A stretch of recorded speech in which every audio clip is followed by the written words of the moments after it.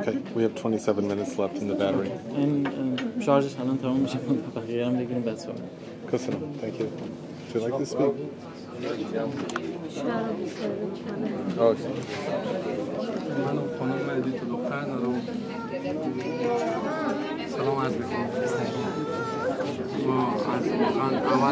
You have to speak very loud. از اتحادیه پاپایش ما اینه که فکر ماجرای هنگری باشه. واقعا اصلا خیلی ماجرای هنگری اینجا یعنی به بدبختی زندگی. هیچ کشور اروپایی زندان نداره ولی هنگری داره که خانواده مای اول به هنگری نگه می‌داره. یک ما کمپ سربسته که اصلا آدم اجازه بیرون شدن نداره. First of all, he is asking from human rights organizations to help them and EU to take care of their problems because they are living with the family here in Bicske. The other thing he's saying is that he has problems with this system because what kind of a law is that requires they have to go to the prison when they come to Hungary. از یک ماه بعد میاره به کمپ دبرسن میاره که اونجا یک ماه غذا میده، غذای خوراکی میده که اصلا واقعا غذای قابل خوردن نیه، نه پولی میده نه چی میده، پلیس کارت میده به آدم. زمانی هم که 5 ماه 6 ماه 1 سال اونجا هستی هفته 6000 به فی نفر میده که واقعا زندگی مشکل نمیشه زندگی کرد به 6000. After a month, they will send you to Debrecen, and with the conditions of Debrecen, with the condition of food, economy, and the general conditions of the camp, you will get a refugee status, and they will give you 6,000 forints for every child. How can I live with that? بعد از 6 ماه قبول شدم، قبول مجارستان شدم، من مدرک 5 ساله گرفتم. همون چیزی که به زمان پلیس کارت برام میداد، حالا قبولم شدیم، همون 6000 برای ما میده. همین کمپ بیکشتما هیچ کم همین 6000 برای ما میده. یعنی برای ما هیچ بین قبول شده و پلیس کارت هیچ فرقی قائل نمیشه. برای بچه‌ها 6000 میده یا برای همه؟ برای همه. فی نفر پول غذا هفته 6000 آدم میده که 6000 واقعا نمیرسونه. یعنی برای یه خانواده 6000. فی نفر. So after coming to Bicske, nothing has happened, nothing has changed because they all, even after receiving the refugee status, they are only getting 6,000 forints for the whole family. بعد یک سال هم میگه شما به کم زندگی کنین، بعد بریم بیرون خودتون به خود خونه پیدا کنین، خودتون کرایه خونه بدین، خودتون به خود کار پیدا کنین. نه کار به کشور مجارستان زمان هم بلد کسی کلاسی که داخل کم میگذاره اصلا به درد نمیخوره چون چیزی از کلاس ما نمیگیریم. وقتی بعد 6 ماه میگه برو خودت خانه بگیر، 2 تا اتاق میری بوداپست ما 120,000 بعد کرایه بدی. And they are saying that after a year you have to you have to go out of the camp and you have to pay for yourself, you have to find a job and you have to pay for your family and your medical problems. But with the poor condition of classes, how can I learn the Hungarian language to find a job? Can I ask a question? You were in prison and your wife was in prison also. میگه که یه سوال میپرسم، خودتون و خانمتون جفتتون داخل زندان بودین؟ بله، زندان سربت و بچه‌ها. Even with the children. So the children were in the prison with the mother. So بچه‌ها با خانمتون داخل یه سلول بودن درست؟ نه، یک جا بودیم با هم بودیم. No, they were together in a کمپ بیکشتاوای سربسته که یک ما کل فامیلیا که میان، کل اونجا یک ما اونجا زندانن، کل فامیلیا. که هر کی میه اونجا زندان باید زندان So he's saying in Bicske everyone that comes to Hungary or visits sent to Bicske has to stay in the prison, the so-called closed camp, with the family. بعد زمانی که ما قبولی گرفتیم به ما و دبرسین گفتن شما امروز به مثل یک مجری با شما برخورد بشه، ولی ما که همچین چیزی ندیدیم مثل مجری با ما برخورد بشه. گفت از امروز تو مای 28500 بعد به بابت نگهداری به تو پول بدن، مای 13000 جداگانه به اینا حقوق بدن. هنوز 6 ماه میشه ما از این چی دریافت نکردیم، کسی به ما پولی نداده. So they are telling me that I should be treated like a Hungarian, and receive money 28,000 for me and 13,000 for my children, but after 6 months I haven't received any. ما واقعا یعنی خیلی بدبختی زندگی میکنیم اینجا. ما فردا بریم بوداپست داریم، وقت پول داشته باشیم زبان بلد نیستیم، کار از کجا کنیم، خونه از کجا کنیم. ما مشکل ما اول خانه که خانه باید داریم ما بده دولت که نمیده، میگه من کار ندارم. اصلا سوسیال جواب میده میگه من کار ندارم. وقتی کار نداری چه مهاجر قبول میکنیم. ما واقعا از اتحادیه اروپا میخوایم که انگشت یونان با اون عظمتش پاک کرد، معاف کرد. انگشت اینجا ما از اتحادیه اروپا میخوایم که انگشت اینجا رو معاف کنه که واقعا اینجا به ذلت باید زندگی کنی، نمیشه زندگی کرد. He's saying the condition of living here is really poor, without language and without any job. How can they live? If they cannot provide us job, if they cannot provide us a place to stay, then we are asking from EU to do the same thing that did to Greece, to Hungary as well. Do not send the refugees back to Hungary, or do not جمله آخری که گفتی چی بود؟ من گفتم اتحادیه اروپا یعنی انگشت یونان پاک کرد با عظمتش که سرمایه‌دار بود کشور، ای که هیچ نداره. حداقل بعد انگشت اینم معاف کنه اتحادیه اروپا که یعنی رسیدگی کنه، یا اینکه اتحادیه اروپا بیه سر بزنه چه مهاجر خونه برسه، چه حق مهاجر میخوره، سوسیال میخوره، رئیس کمپ میخوره، چیز مهاجرت میخوره، حق مهاجران رئیس مهاجرت میخوره. So he's saying doing that, or taking care of the situation in Hungary in a way or another, in surveilling the situation. من دخترم پای مشکل ارتوپدی داره، چند بار تا حالا رفتم، یک سال که من کشور مجارستان هستم اصلا کسی نگفته. من به ایران بدم کلا میزه نظر دکتر بود پول میدادن عجیب خود. ما آمدیم به اروپا که بشر دوستانه، ما بشر دوستی ندیدیم. ما تو از ایران تا اینجا رسیدیم، گشنگی کشیدیم، تشنگی کشیدیم، به کوه‌ها رفتیم، به دشت‌ها رفتیم، شب نصف شب به زیر برف و بارش بدیم تا خود به کشور هستیم که اروپا بشر دوسته، ولی ما بشر دوستی ندیدیم.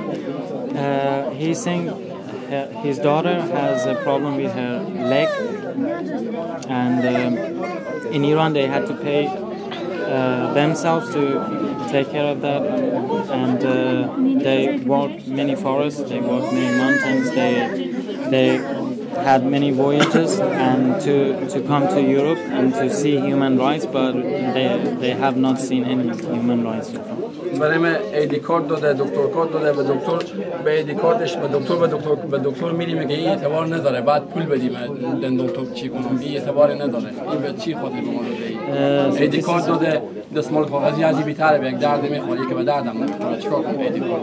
They are saying he is saying that this is the ID card that I was issued, and this is the medical card that I have, but they are worthless. If you go to the doctor with them, they would say that it does not count, you have to pay it yourself. گویی کشور از من آدم کش میسازه، دوز میسازه، چون وقتی چیزی نده من گوشت باشم میزنه و چی من داخل خیام باشه من مجبورم آدم بکشم، مجبورم دزدی بکنم که بتونم شکم فسای کنم. This country makes you a criminal because if you go out of the camp you have to steal, you have to kill to provide your family food. Thank you. Okay, we have 18 minutes, really less, so let's be brief. Anybody else would you like to speak? No? Okay, that's fine. Would you like to speak?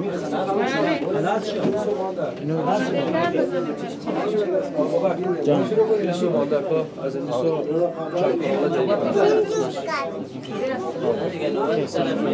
And again, please. It's okay, but you have to.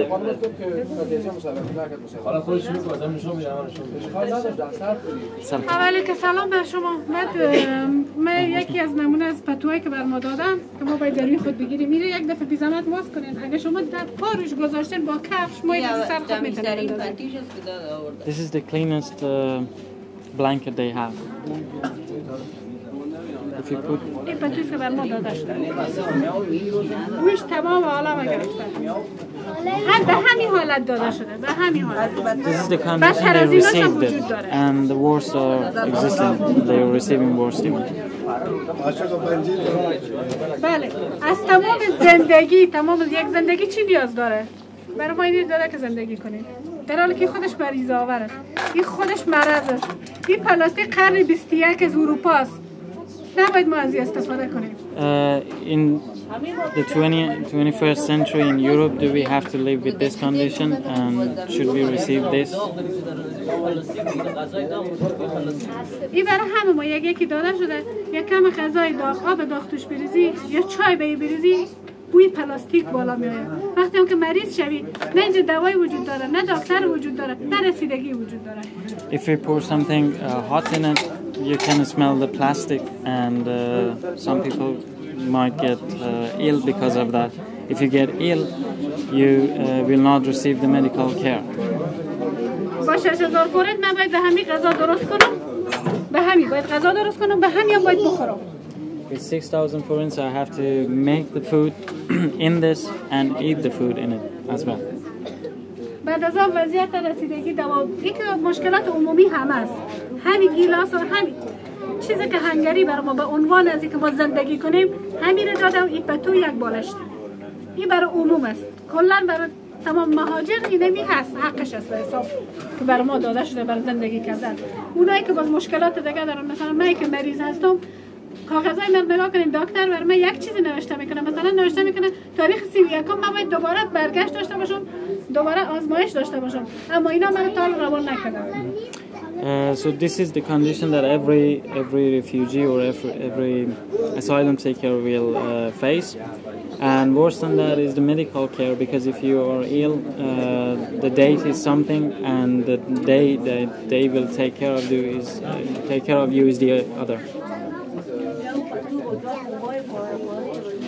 نگاه کنید میلاد نبی زاده این باید اسپیشل دکتر نوشته اسپیشل چیلدرن دکتر باید بره تا حالا روان نکردن. تاریخش نگاه کنین، امروز نگاه کنین. This is the date, and it is saying here that he should go to a special doctor, but he has not yet been sent. مریضیش هم مشخصه که به دستاش همه جاش دونه زده. یه لحظه سوال. اینو بیچکه بهتون دادن یا دبرستان بهتون دادن؟ اینو بیچکه برام داده. بیچکه. من قبول شده از این مملکت هستم. پاسپورت دارم، آیدی کارت دارم. چی کار کنم این پاسپورت آیدی کارته؟ و چی درد من میخوره وقتی بعضی با کو پول من که من با پاسپورت برم سفر کنم تراول داکومنت برام داده. کجا برم؟ من وقتی نمیتونم تا بوداپست برم. با 7000 فرانک جیب خرجی که برام میده من تا بوداپست اگر اون برگه چیز برام نمیدادن برگه که از بیچکه تا بوداپست سفر کنم من از بوداپست جلوتر رفتن نمیتونم چون من نمیتونم 400 فرانک بلیت بخرم. She's saying that I received an ID card, but it doesn't mean anything. It doesn't worth anything, and they gave me a travel document to go to other countries, but I cannot even afford it to go to Budapest. از روزی که ما به این کشور آمدیم روانی شدیم. من تا قرص روانی نمیخوردم. این هم کاغذ است که من 2 هفته جلوتر قرص خوردم به خاطر خودکشی نجات پیدا کنم. به خاطر نجات پیدا کردن از هنگری و قرص خوردم که بمرم که متاسفانه نبودم. She had not mental issues before, but because of the pressures here, he committed suicide. 2 هفته پیش? بله. 2 weeks ago? تاریخ 19 هم.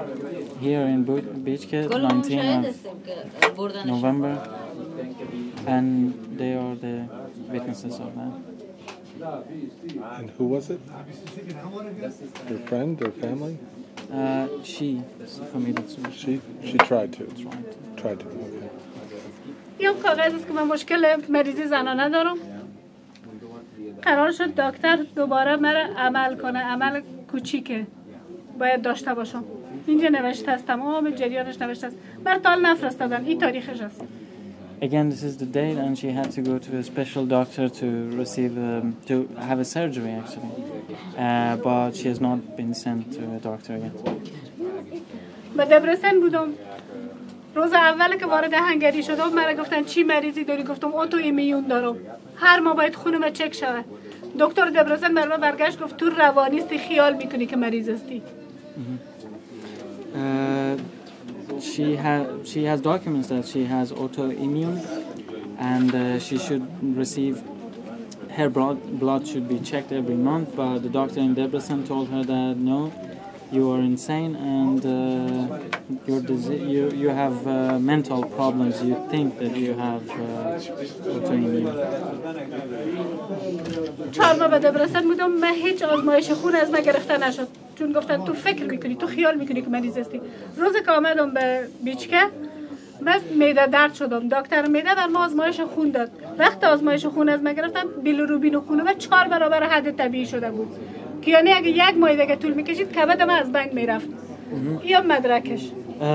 She was 4 months in Debrecen, and when she came to Bicske, she had stomach ache, pain in the stomach, and she was sent for blood test, and the result of blood test is the translation of the blood test is that if the condition would have continued 1 more month, she's liver would be damaged severely. Yes, وضعیت است.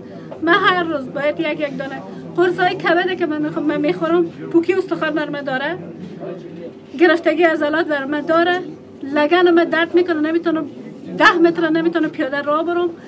روز به روز من ضعیف کرده میره، قدرت بدنی من پایین آورده میره. کی جوابگویم است به این مملکت؟ به کدام ویتامین من خودم تقویت کنم؟ به 6000 فرد من چی بخرم که تقویت باشم؟ The medicine that she is having for the liver has a lot of side effects. Because of that, she cannot walk even 10 steps. And with that 6,000 forint that she receives, what kind of vitamins she can buy, what kind of food she can buy to prevent that side effects.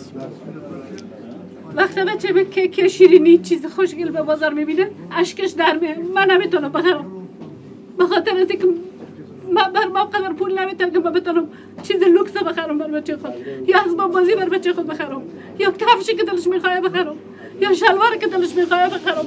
این وضعیت بچه من. این طفل من دستای زیر نگاه کنید.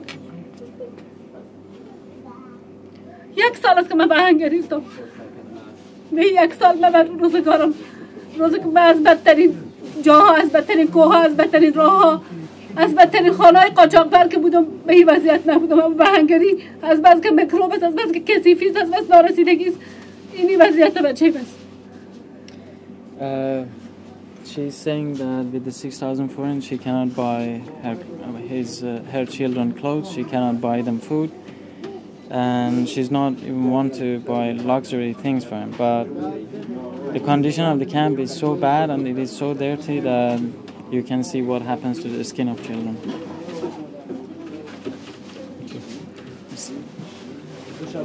خیلی بیشتر از اینا ما داریم. این تنها وضعیت من نیست. هر بچه‌ای که ببینی وقتی بستنی رو میبینن دست پایشان میلرزن.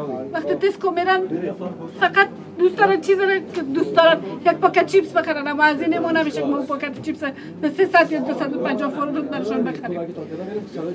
When the children see in Tesco or in other shops see ice cream or even a bag of chips, we cannot afford it to buy them anything. So, nice to Okay, a few more minutes. Is anybody else? Short time? Would you like to speak? Would you like? Okay. Please tell. We got like 6 minutes and the battery dies. شش دقیقه فقط بیشتر وقت نداریم. اگه سریع صحبت. But we can talk another day. مشکلات من خیلی زیاده 6 دقیقه نمیشه. بعد اول من خودم الان که ماسک دادم عملیات شدم. تقریبا من تازه از عمل شدم، صورتم عمل شده. از فرانسه 1 ماه خورده که من دیپورت شدم. در نبود من اینا برای من قبولی داده بودم. من فرانسه بودم، 1 سال و نیم اینجا بودم، به من نگاتیو داد. نگاتیو که داد من رفتم فرانسه.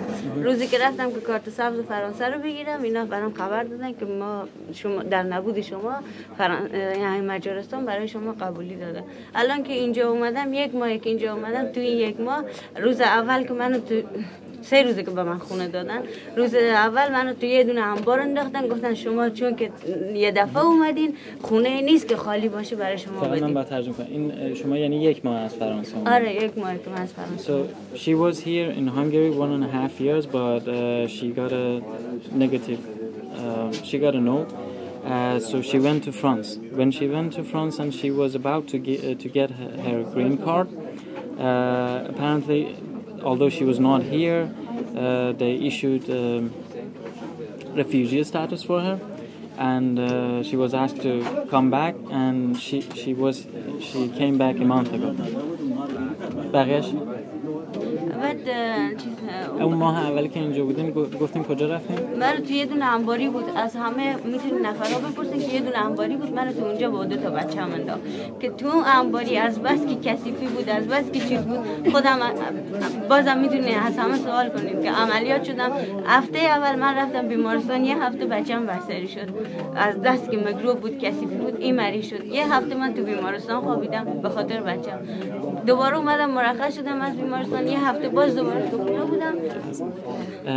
So when she came back from France, they sent her and the children to a basement, and the ventilation was awful and it was so dirty that they had to take the child to the hospital. And then after that she became ill and she spent 2 weeks in the hospital. اونم که رفتیم انقدر بهشون گفتیم که مثلا ما آدمیم حیوان که نیستیم که تو یه دونه اتاق انقدی مثلا چیز انباری ما رو انداختیم. بعد 1 هفته که از اونجا اومدم من خودم شب خوابیدم، صبح اصلا نفهمیدم که چی شد، که صورتم نمیدونم چی شد. یه دفعه انقدر آویزون شده بود که هر کی فکر میکرد میدید احساس میکرد که داره صدا میده دیگه الان منفجر میشه. بعد وقتی که رفتم بردن منو پیش دکتر، دیگه فردا اصلا دکترها انقدر عجله کردن که گفت اگه تا نیم ساعت دیگه نمی آوردیش میزد به مغزش دیگه کارش تموم بود. نه یعنی کی تقریبا الان یه 20 روز میشه که مثلا من عمل شدم. 10 or 20 days ago, after a lot of pursuit, they were moved to another place, to a proper place, but it was the condition was so bad that her face got swollen, and it was I don't know the technical word for it, but it could have gone to the brain, and that is why she had a surgery. بعد خونایی که تو داخل کمپ اونا رو اجاره داده بودن به خود مجاریاشون. بعد ما که از بس که اعتراض کردیم مجاریا رو بیرون کرد، یه دونه اتاق داد به من. The houses in the camp were rented to Hungarians, but they pursued it, and because of the demonstrations they threw them out and they accepted to let them in. الان به من میگه این 1 ماهی که اومدم اینجا، میگه تو در نبود تو که در فرانسه بودی برای تو چی شده؟ اسناد فیصله شده. بعد اون 6 ماه اول تو تمام شده، 1 سال بعد اینجا باشی. 6 ماه میگه تمام شده، تو فقط الان میتونی 4 ماه دیگه تو این کمپ زندگی کنی. خب شما خودتون بگین بعد این 4 ماه منو که با اون 6000 فرانک که میده با 2 تا بچه، وقتی که شوهرم فرانسوی بلد نیست، زبان اینجا رو بلد نیست، وقتی که So because they are saying that you were in France, you should have stayed here for 1 year, but because you weren't here, it doesn't matter that you weren't here. The 6 months passed, and 4 months from now you have to go out of the camp. بعد میگه که چیز ما میگیم بعد 4 ماه کجا باید برم؟ میگه که where can I go after these 4 months without us knowing any language? الان شما بگین که من بعد 4 ماه با 2 تا بچه تو کدوم خیابون زندگی کنم؟ کجا برم؟ Should I live in the streets after these 4 months? Speak up. Should I live in Can I have no time. Can I ask her to hold these for me? This is for why? For, yeah. I have please 2 minutes. Okay. این داروی بچه‌هامه. خب دیروز نه پریروز بچه‌ها مشکل داشتن، هم خودم هم بچه‌هام، دو تا هم بچه دارم، مشکل داشتن بردمشون بیمارستان. این پسر 20 روزمه که مشکل داره، دکترها گفتن که ما نمیتونیم واسه این دارو بدیم چون این هنوز بچه است، کوچیکه. خب الان بچه من آدم نیست. This is the medicine they are receiving for the children. This is the medicine we are receiving for the children, and this baby here is 20 days old, and they are saying we do not have any medicine for him. ببینید این داروی بچه‌هامه. من از این دارو نمیتونم به بچه‌هام بدم. بیشتر سلامتی بچه‌ها به خطر میفته. حاضرم بچه‌ها این ظرف یه بار مصرفه. حاضرم بچه‌هام اینجا ببخشید تلف بشه ولی از این دارو نمیدم بهشون. She doesn't trust this medicine, and she believes that this is more dangerous to the children than the condition here. She will not give it to the children. Sorry. ما دروغ میگیم، غیر از این حرفا رو میزنیم، غیر از این چیزا. بیاین ثابت کنن که ما دروغ میگیم. اگه ما راست میگیم پس یکی به داد ما برسه. She is saying that either we are telling the truth or we are lying. We can prove that we are telling the truth. If we are telling the truth, who can help us, and why no one is helping us? Should we continue with the... ما به کشور دیگه نیستیم که مثلا از این کشور خارج بوده باشیم، دروغ بگوییم، تهمت بزنیم، چیزایی بگیم که مثلا بگیم که به گوش از اینا نمیرسه. ما همینجا تو همین کشور، تو همین بیچکه داریم این حرفا رو میزنیم. اگه غیر از این مثلا ما دروغ میگیم که اینا رسیدگی از اینا تهمت میزنیم یا اینا واقعا همچین چیزی نیست، وجود نداره، ثابت کنن. اگه واقعا میبینن که مشکل واقعا که همه ما مشکل داریم، پس برسن یکی به داد ما برسه. خدا شاهده اینجا از افغانستان بدتر است، از ایران بدتر است، از همه جای دنیا بدتر است اینجا. She is saying that she's repeating the same things, and she's saying that everyone is having the same difficulties, everyone is in the same condition, and if we are telling the truth, why no one is helping us? This country is worse than Afghanistan, Iran, and other parts of the world. در افغانستان از دیگه کشورها اومده بودن میگفتن کمکتان میکنیم. حالا ما که در قلب اروپا اومدیم، دفعهشان اومدیم، کسی نیست به داد ما برسه. Ironically, she is saying that when we were in Afghanistan, NATO and EU came to Afghanistan to help us, but now that we are in EU, no one is helping us. حداقل در اون جنگ افغانستان می‌مردیم شاید بهتر و حداقل شهید پاک می‌شدیم، نه اینکه اینجا با دوا یا با چیز داریم. فقط مثلا ما جسم ما زنده است، روح ما مرده، کل ما روانی شده. و چی خاطر آخه؟ She is saying dying in Afghanistan was better because you are dying here gradually, and not we are only alive and our soul are in prison. من خودم 1.5 سال در دبرستان بودم، به خدا 3 دفعه تصمیم گرفتم که خودکشی کنم. I was 1.5 years in Debrecen, and I decided many times to committed suicide. 1.5 سال قبل منو از هلند دیپورت کردن به خاطر اینکه تو مجارستان بهتون رسیدگی میکنن، به بچه‌هاتون رسیدگی میکنن. خب رسیدگیشون همینه. این سلامتی بچه‌های منو بیشتر به خطر میندازه. After 1.5 years, this is the medicine that I should receive. This is the condition that I should live in. اونو میگه تو برای چی از هلند آمدی؟ برای چی آمدی؟ من که گپ بزنم میگه کسی تو رو از فرانسه نخواسته، میخواستی نیایی. So she was in France, and she was about to get her green card, and they are saying, why did you come back? من روزی که قرص خوردم جلو رئیس کمپ با قرص خوردم، جلو رئیس کمپ قرص انداختم، گفتم از این زندگی که مردن بهتره. گفت بخو، راحت گفت بخو، بچه تو من بزرگ میکنم، تو بخو. When she tried to commit suicide, she did it in front of the manager of the camp, and the manager told her that take them, I will raise your child. زندگی یک انسان اصلا ارزش بر از اینا نداره، اصلا مهاجر بر از اینا هیچ ارزش نداره. هر چی کار میکنن که ما روانی شویم، ما دیوانه شویم. یعنی اینا فقط همه قدر خوش دارن پاسپورت به دستت میتن، میگن برو بر کشور بالا کار کن. من کدوم کشور بالا کار کنم؟ تو بر من قبولی دادی، تو باید من ساپورت کنی. One's life does not have any value here. They are telling me that we provided you ID cards, you can go to other countries to work. She's saying, but you are the country gave us the ID card, so you have to provide us job and place. ما همه اینجا مشکل داریم. خواهش میکنم به مشکلات ما رسیدگی کنیم.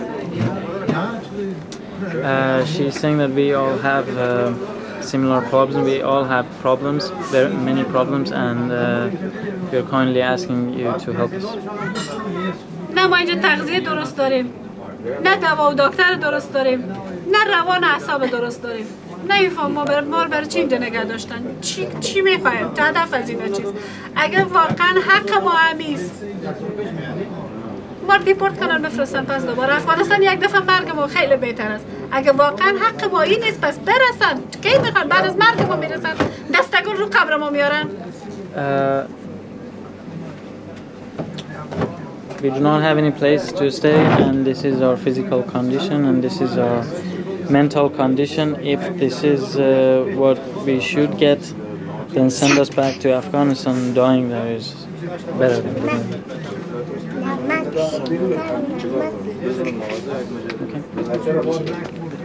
خب فقط سریع که این خانم بارداره میخواد بره خونه بعدش بگیریم. خب ببین نبین حرفایی که دوستامون گفتن حرف زیاد، مشکلات خیلی زیاد. امیدوارم که اونا فیلم رو نمیدونم چیز نباشه، رسیدگی بشه مشکلات. She's saying that we have a lot of complaints, and we hope that it doesn't only stay on the film, and someone will do something. Can I just? Yes, سوال فقط بپرسید. I heard it that because before she was talking about the Hungarian classes in the camp, and I heard that it's supposed to be 3 hours per day, and what I've heard is that most of the time they only have 45 minutes or 1 hour instead. And they have to sign all 3 hours like یه سوال خوبیه که دوستان قبلا گفته بودن. این درسته که شما 3 ساعت بعد در روز مجاری بخونید ولی 45 دقیقه فقط میخونید، بعد باید امضا بکنید که هر 3 ساعت بله درسته. بله درسته. نگاه من یک سوال باز از اینا دارم. سوالشان تمام شود؟ من خودم دانمارک بودم، اتریش بودم، نروژ بودم، سوئد بودم. هیچ جا مثل اینجا نیست. هیچ جا مثل اینجا نیست. یعنی انگاری بودن مرگ تدریجی. She's saying that she was all over. She was in many countries in Europe, and she has experienced a lot of things, but Hungary is the worst. It's like dying gradually. ایران بگو که مردم به جنگل به سربیا زندگی میکنن اما هنگری نمیاین. بله مردم تو جنگل سربیا اینجا گیر میفتن، زندگی گیر که نه زندگی میکنن ولی نمیخوان برن. And because of this, many are still living in forests in Serbia, and they do not wish to come to Hungary. They are waiting to go to another country. She wants to say something, and let's go past. امسال جایزه حقوق بشر به اروپا داده شد. جایزه اول حقوق بشر به اروپا داده شد. آیا ما بشر نیستیم؟ اروپا هم هستیم. داریم زندگی میکنیم به اروپا. به اروپا هستیم. از نظر حقوق بشر به ایران و سر ما ظلم میشد. حقوق ما واقعا زیر پای میشد. ما آمدیم اروپا. الان میگم اروپا. آیا واقعا حقوق بشر همیست که هنگری داره؟ این سوال است. اینو باید جواب بده. This year, the Nobel Prize was given to EU. And when they were living in Afghanistan or Iran, the conditions were really poor, and they were always asking what is human rights. And now that they are in Europe, is this the human right they are talking about? خدا شاید ما مثل گوسفند زندگی میکنیم. باور میکنیم پیش گوسفندم یک مشت علف بنداز بگو اینو بخور.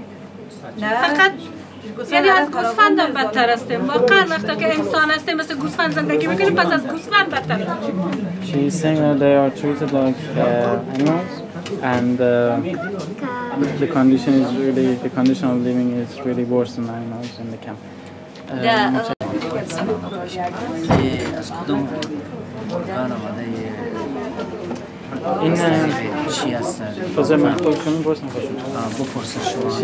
He's asking from which organization are you doing this? Well, we're doing it as volunteers. I personally work for Második. I'm a social worker, but we are here as volunteers. ما به صورت داوطلبانه اومدیم که از شما مصاحبه بگیریم که بتونیم پخشش کنیم برای جایی مثلا EU یا UN. خود ایشون برای منedek کار میکنه و اومده مصاحبه ضبط کنه که سند باشه که بتونن ارائه بدن برای دولت هر جایی. خدا کنه که اینا بتونن کاری بکنن که این بنده خدا مهاجرین با درد دل زنا برسه، با درد دل ما برسه، چه مشکلات های ما برسه که خیلی مشکل داره، خیلی فامیلی گرفتار 24 سال ما بین کامل سر و صدا خیلی سوسیال خیلی کلی خیلی سوسیال سر و صداشم بلند است مثلا امکانات نداره رسیدگی درست نمیشه. He's wishing that this would help them because he's saying that the conditions are really bad and we wish to see changes and we wish you to, we kind of hope that you can do something to help the condition of migrants. بگو چرا حقوق بشر نمی از ما بازخواست نمیکنه؟ چرا سازمان ملل نمی از ما رسیدگی نمیکنه؟ این چرا حقوق بشر است؟ این چرا سازمان ملل است؟ یک تعداد مثلا مهاجر آماده که به خاک افتاده ما اصلا جرمنی ما اینج دپورت کردن ما اصلا اینجا بلد نبودیم خانم از راه آمده انگشت سر مرزی کاغذی گرفته ساعت 12 شب جرمنی چی میگه نعمت السر ما اونجا بود ساعت 12 شب خواب بود بچه کوچیم 6 ساله بود تقریبا مامورای کتا آمدن بودن که شما انگاری بلد نیم ما انگشت انگاری ندارم ما ناخون انگاری ندارم تو خانم در تو خانم ما پناهندگی نداده این با قانون اروپای اونجا شهر نازیا بود ضد مهاجر بود غیر قانونی ما را اینجا دپورت کرد اینا دعوت کرده که ما میخوایم اینا میمانای ما از آخر ما مدیم اینجا ما هیچ رسیدگی نشده.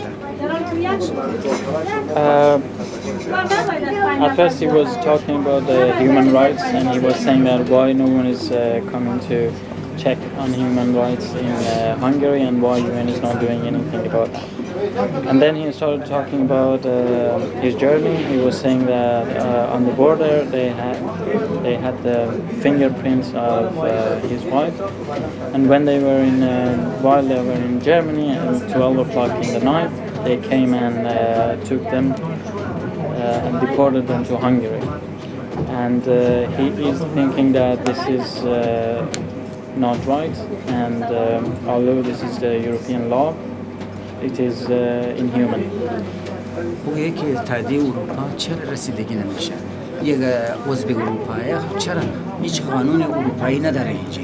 فقط اسم میگه که اروپا قانون اروپا ولی هیچ اصلا اثر نداره اروپایی. If Hungary is part of the EU, why its laws are not according to EU laws, and why aren't they treating the refugees the same way that other EU countries do? اشما ما با نعمت السر بعد اشما ساعت 12 شب آمده 6 نفر به خاطر یک نفر هم سر کاغذ ناخون گرفته بودن یعنی غیر قانون داخل خاک شده نه برای پناهندگی اونجا ضد مهاجر بود مار سوسیالش اینجا مار دیپورت مارچ گفت ما نمیرم اونجا باید پوری این قانون اروپا اونجا اروپا چرا اروپا He is saying that his family was living in Germany and they were deported to Hungary. And he was saying that he doesn't want to go, but they said that Hungary is part of EU and you should go to Hungary. And he's saying that, how come Hungary is part of EU if it is not abiding to its law? And what exactly are the problems? Like you should talk about what's the problem in the camp. میگه که راجع به مشکلاتتون توی کمپ صحبت ما بین کمپ خیلی مشکلات داریم. ما سازمان ملل به حقوق بشر بیه که ببینن چی خبره. امکاناتش به وقت خانه پر میشه. امیال 5 ماه وقت داده، 3 ماه وقت داده. بعدش میگه برو شما بیرون. و ما بیرون بریم مثلا این بچه چی رقم ما زبان بلد نیم. کار به ما نمیده. پاسپورت داریم، آیدی کارت داریم، به درد نمیخوره. و اینجا اروپا بریم مثلا اروپا بریم، آلمان ارچه بریم، میگه شما این پاسپورت نمیتونید کار کنید. He is saying there are many things wrong in the camp, and I wish the human rights watchers can come and see the condition they are living in. He is saying that after 5 months or 3 months they have to go out of the camp, but how can he provide food for his child? And when they cannot speak the language or there is no job for them, how can they live? And even if they want to go to another country to work, they do not have the permission to work there. ما با قبولی با ما 5 ساله داده چرا داخل کمپ و آلمان یا اتریش یا اروپا هنوز قبول نشدن. آمدن پناهندگی میخواد و رفتن خانه شخصی باشن، بهترین خانه امکانات در اختیارش ماندن. ولی این هم هنگری که میگن اروپا، چرا قانون اروپا رو پیاده نمیکنن؟ چرا خانه باشن نمیدن؟ در داخل کمپ که بچه کلی 24 ساعت جنگ است، دعواست یکی که دیگه چیش میشن خود میشه سنگ میزنن، امکانات ندارن. He is saying that in other countries refugees would be placed, they would be sent to different houses and a place to stay would be provided for them. But here in Hungary they are all kept in the same camp and there are different conflicts, especially among children. داخل کمپ ما خانه داده، یک خانه که داخلش حمامش آشپزخانه است، دشویی است. امو خوابم است، امو پذیراییم است. 3 نفر ما می‌زنیم. روز فردا بچه ما به دنیا می 4 نفر میشه. یک اتاق داده که حمام آشپزخانه کلگی. They are living in a room, which is a room, the kitchen, the bathroom, and the living room. And soon they will be 4, and there's not enough space for them to live in that room.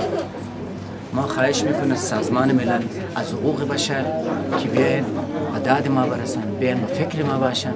ما آمدیم که بچه ما هیچ بیاین درس بخوانه، پیشرفت کنه، با فرهنگ باشن، نه که مثلا هیچ بیاین با بدبختی و بیچارگی بیاین با گشنگی و زندگی.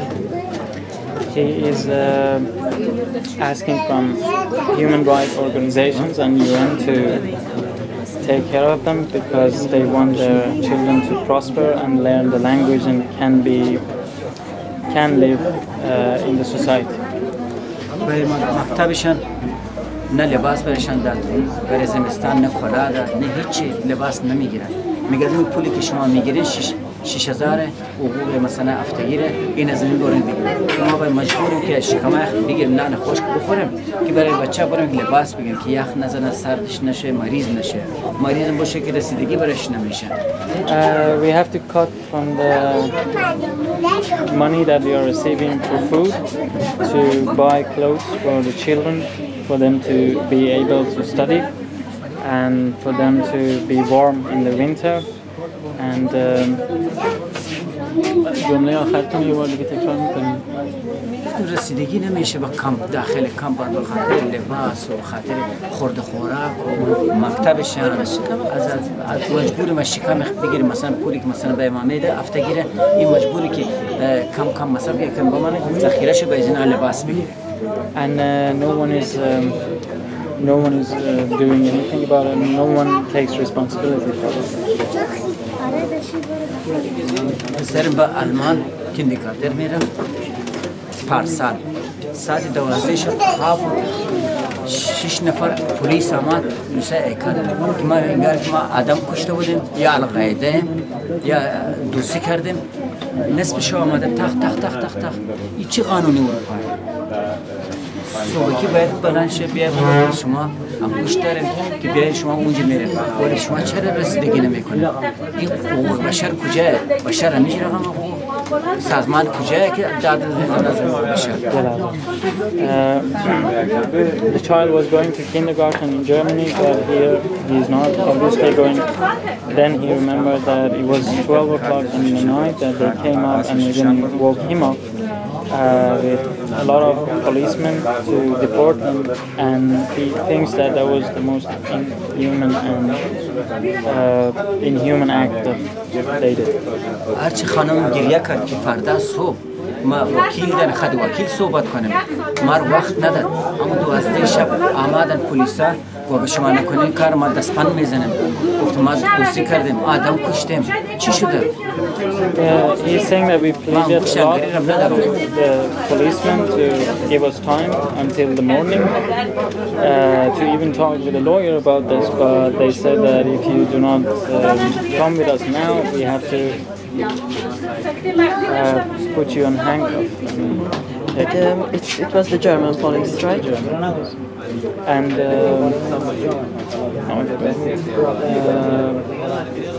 خواهش میکنم از سازمان ملل که خودشان بیان حضوراً از اینا بیان ببینن فیلمبرداری کنن بیان درد مردم رو ببینن مشکلاتایش ببینن.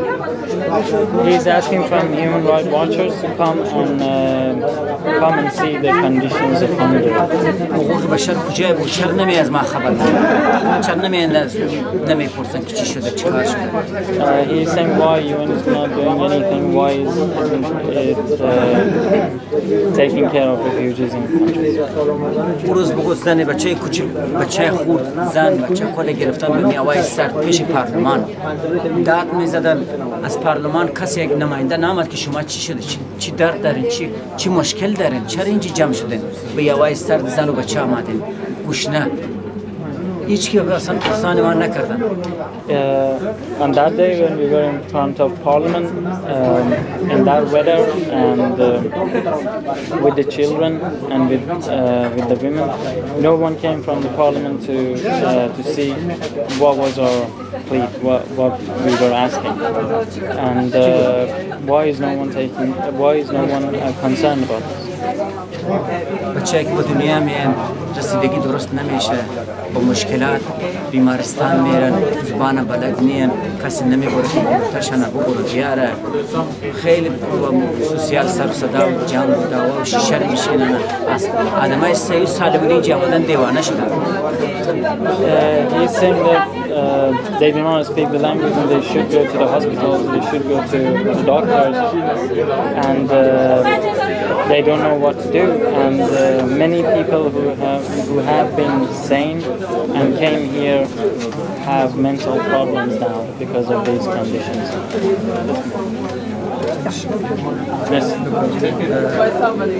اینجا با اتریش و آلمان که بچه به دنیا میه ما 600 یورو با مادرش میده که جمع آوری کنه او برش میده که فقط جمع کنه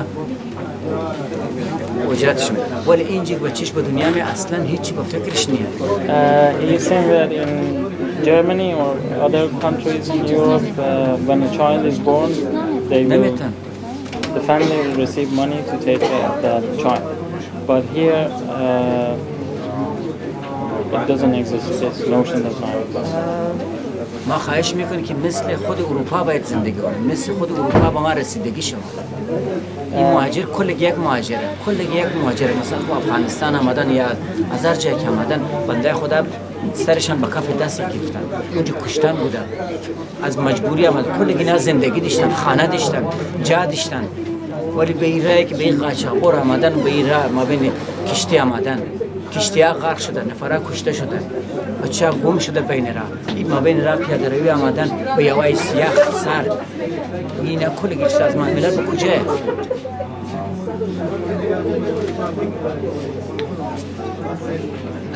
It was basically the conclusion of the same things, but he was saying that everyone had a house in Afghanistan, or everyone had a job in Afghanistan. It was because of the war that we came here, and it was because that our lives were in danger that we came here. And we basically ask for the same rights of other refugees in other countries. We want to have the same rights like other refugees. Okay, just one thing that he mentioned that after having a child, they don't receive any child support. This I don't understand because they're supposed to receive. میگه که توضیح میتونید بدید. میگه مثلا از طریق قانون وقتی یه بچه به دنیا میاد باید به شما پولی بدن. بله الان اتریشه. میگه ولی اینجا شما دارید میگید که پول رو نمیدن یا چی؟ نه پولی که مثلا اروپا میده قانون اروپایی نمیده. چقدر میدن؟ اینجوری از بچه ما 7 ماه که قبولی گرفتم 2 ماهش پولش داده 2 ماهش داده 5 ماه دیگه خوردن نداده. He's saying that they are supposed to give us money, but they are not giving us money. For example, the money that they were supposed to give to that child, from that money they only paid 2 months of it, and they did not pay the rest of the 5 months. 7 ماه قبولی گرفتم 7 ماه 2 ماهش حقوقش داده بقیه‌اش نداده. میگم چرا؟ میگه من قانونش میسازم. چرا؟ ما با او که با اتریش زندگی میکنه او مهاجر ما مهاجرم. بچه‌ش که به دنیا می ماه 600 یورو تمام امکاناتم بهش میده. ماه 600 یورو فقط با مادرش میده که تو جمع میکنه. He's saying in Austria, for example, they will give money to the mother or the family to take care of the baby.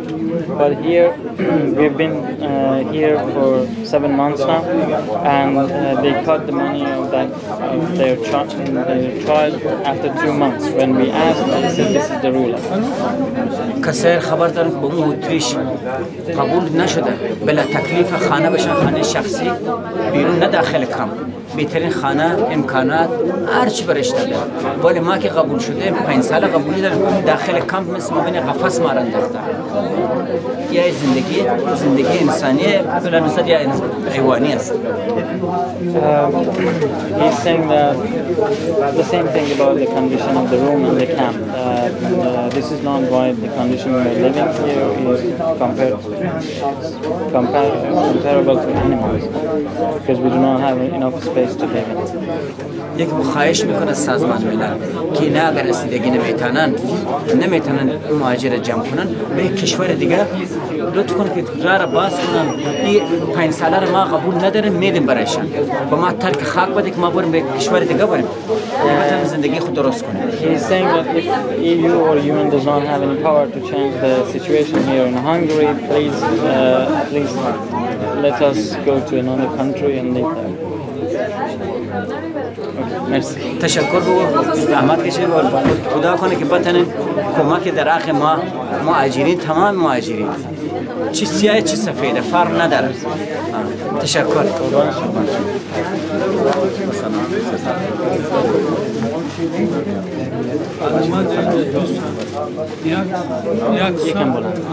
یک سال و 10 ماه شد دم هجار هستی. برای نگاتیو داد ما رفتیم جرمنی. از جرمنی پس ما را خواست میداد. 8 ماه برای ما هیچ چیزی نمیداد. نه حقوق مانا نه حقوق بچه دهی. ما برای گفت ما چرا از آلمان چرا تلبیسیم. باز بود بعد از داده ما 5 ساله گرفتیم. حالا 4 تبلی ما در از پیش ما گم بود در افغانستان الان در پاکستان هستن. ما و بچه بسرنویش چجوری بیاریم چه قسم بیاریم. بچه های شما پاکستان هست؟ بله، یکیش 11 سال است، یکیش 9 سال است، یکی 8 سال است، یک 3.5 سال است. بچه ما به سرنوشت است. خب شما میگین 8 ماه یعنی در واقع پول چیزی هست که نه. When they were deported from Germany, they spent here 8 months and they did not receive anything from any organization. And they have 4 children in Pakistan, and one is 3.5, the other one سنشون یه بار دیگه 3 سال و نیم. یک 3.5 سیونیم یکی 7 ساله 7 یک 9 یک 11 and 11, and they cannot bring them here in Hungary. میگه شما نمیتونی بخواید میگه شما نمیتونی رو بخواید. They were told that they cannot ask to bring them here. مگر از شما خواسته میخوایم که 300 لک پول اینجا داشته باشین، کار کنین، خانه داشته باشین، یک خوب کار داشته باشی، باز میتونی یه را بخواید. نمی مجارستان کار کجاست؟ که ما 3 لک مهاره. So they were saying that they were told that if you have a job here, if you can pay for yourself, then you can ask for them. Otherwise, you can't. مجارستان کجا پول میدن؟ کجا کار است که ما 3 لک پول موانع بگیریم، باز دمو جمع کنیم خانه بگیریم، باز پس از اوش تو کار بخوایم، باز برای کامل میلا نکردیم، برای کم سایه ایلا کردیم. 3 سال میشه ما از اوش تو کم بیرون استاد مزیت نمیره که برو ایلا کردیم. آخری پاده است که درد میکنه اوش تو که بخواه پیش باشه. میگه تو نمیتانی بخوای، چطور نمیتانم بخوای؟ من اینجا قبول شدم، از کجا کنم پول که باش تو کسی 3 لک اینجا موانع داشته باشم، کار سپی داشته باشم، خانه خود داشته باشم، بس از اوش تو بخوام. She's saying that where can they find a job in Hungary, and even if they can find a job in Hungary, they will not have enough money. And they responded inhumanly that you cannot ask for your children to be sent here to Hungary. You cannot ask for them to be reunited with you. او وقت میشه وقت یاد نمیره. روز که ما از بیرون میامد، امو بچه 3 ساله که است، یه خواب بود، خوابی کرک گیران میکرد. ما با خود اینجا دیگه دیوانه شدم، از زیاد تشویش ببخشی بسیار زد. من اینجا نسخان کردم، هیچ کس از من نپرسید. رفتم پر دکتر، گفتم در دبیرستان من درد دارم، امیره کم نسخان میکنم، ماینی فردا بید، فردا که میشد پشتو کردم، چی کردم؟ نسخان کردم. از زیاد تشویش که زیاد تشویش کردم، هیچ کس از من نپرسید. She's saying that she's having difficulties now, and mentally she's not stable anymore. And in Debrecen she had a lot of problems because of this, and but the doctors did not take care of her. And she's saying that I have full refugee status. Why can't I ask for my family to be reunited with me? When did they get the refugee status? شما چه زمانی بهتون پناهندگی 5 ساله رو دادن؟ 2 months ago. I don't. Yeah, it's very strange for me because as much as I know, in the first 6 months after receiving the refugee status, they have better, easier condition to unificate their family. After 6 months. Yeah, in the first 6 months. In the first 6 months. After they do have to have jobs and provide them good circumstances, but there is a first 6 months which is easier condition. Who told them that it's not possible?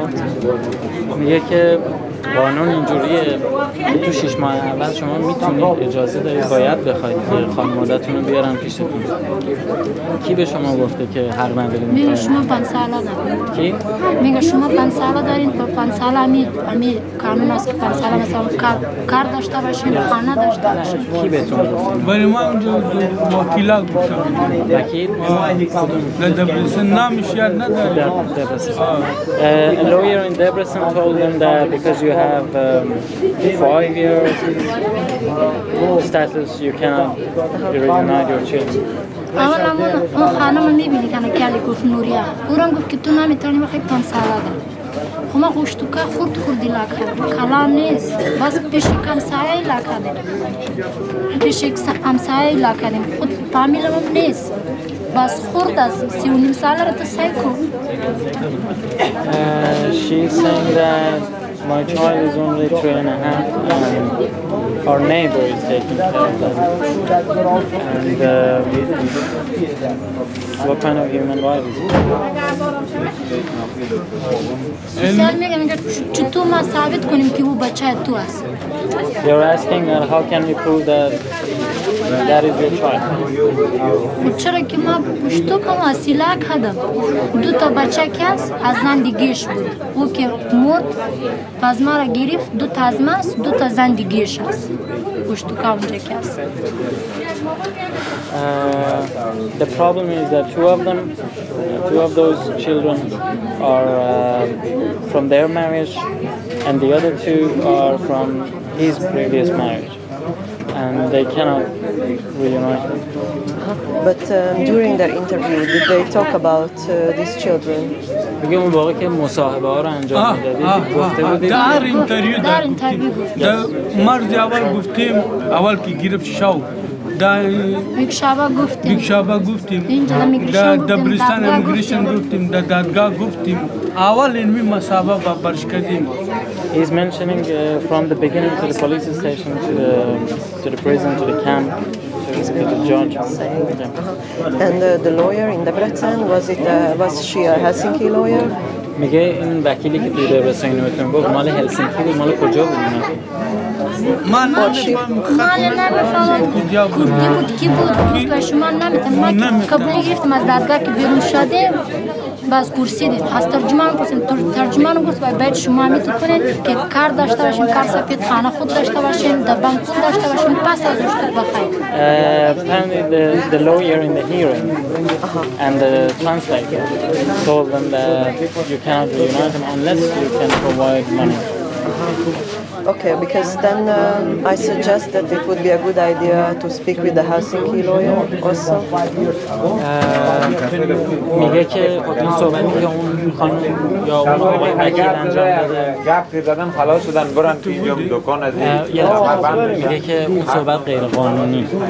شما با وکیلای هلسینکی صحبت کنید که با اونا شرایطتون رو توضیح بدید که اونا بتونن بچه‌هاتون رو بیارن براتون. هلسینکی مالک نیستیم برای ما ادرس کی میتن. They're asking about the address. Okay, I think we can ask Zoltan. Let's finish it. Yeah. هم یک کمپ مشکلات کمپ که دوستا که کلگی میگن در کمپ همچین مشکلی هستن. ایره من راحت خیلی میتونم این کمپ نیست زندانه. یک چیز مشخصه.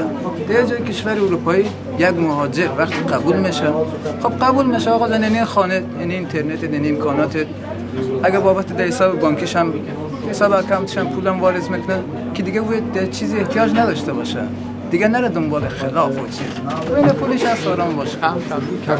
He is saying that in other countries, for example, if someone is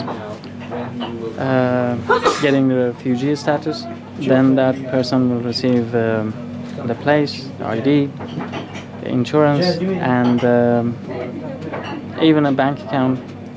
But the situation here is comparable to a prison. دیگه او را که از بابت که میگن زندان او را از مدرکش هم هست به یه جای فکر نکنم دیگه داخل کمپ خانه‌ای که تو دو زندگی می‌کنی سیم خاردار دورش بکشن. سیم خاردار واقعیتش ما در زندان دیدم که سیم خاردار میکشن. ولی در کمپ دیگه خیلی چیز جالب. He's saying why is it that around the camp should we have walls and wires? If it is a camp and it is not a prison, it should not be such a thing. ما که در کمپ که هستیم حالا من آشنای مجاری دارم باشن صحبت میکنم بعضا هم که میگم بیاین بریم ببینیم اونا که وقتی میان واقعا هم سیم خاردار میبینم میگم شما در زندانه من میگم زندان نیست این کمپ ما در داخلش ما در اوزنا گفتیم که ما اینترنت داریم و همین تلویزیون میده در حال که نه تلویزیون نه چیز فقط یک اتاق خالیه با یک تخت دیگه همین. He's saying that when his Hungarian acquaintances came to visit, they had the same notion that it is a camp or a prison. They were told that they will receive even internet, but the only thing that they received was a bed in a room.